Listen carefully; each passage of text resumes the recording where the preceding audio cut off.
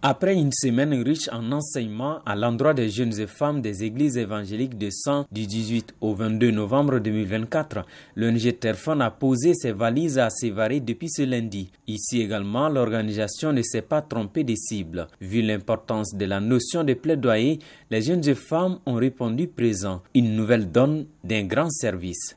Au départ, je n'avais pas les notions de plaidoyer. Grâce à nos formateurs, à ma sortie, j'aurai un bagage intellectuel de plaidoyer. Et de pouvoir sensibiliser et faire le récapitulatif à mes frères chrétiens. Je trouve que le thème est très intéressant, ça peut nous aider dans la vie quotidienne. L'avantage d'élargir une telle formation, décidément, inspire le meilleur pour la nation. Il est de la responsabilité de l'Église de conduire les plaidoyers comme une de ses missions, aussi essentielle que l'évangélisation, que les services sociaux de base. Et quand le Seigneur dit à son Église, aux fidèles, soyez mes imitateurs, de quoi s'agit-il? C'est bien que le Seigneur est venu annoncer le message du Père, le message du salut. Et nous avons dit qu'à travers l'acte de salut, de sacrifice de Jésus, c'est le premier acte de plaidoyer, l'acte de plaidoyer par excellence.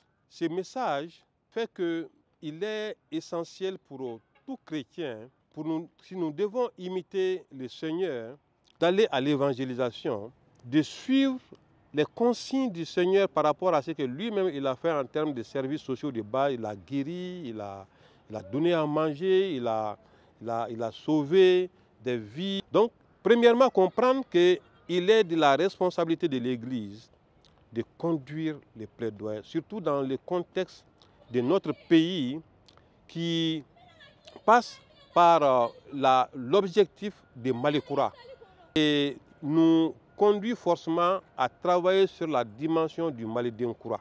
Aujourd'hui, si l'Église a une masse critique sur l'ensemble de cela qui se forme, parce qu'aujourd'hui, avec près de 7 ateliers de 30 ou 40, ça fait déjà une masse critique.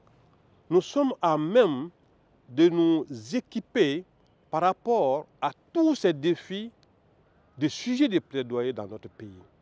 Et on l'a dit, le plaidoyer, mieux que toute autre discipline, est ce qui permet de toucher la racine de l'injustice et de devoir instaurer ce que nous pouvons appeler les valeurs et l'éthique réelle de vie.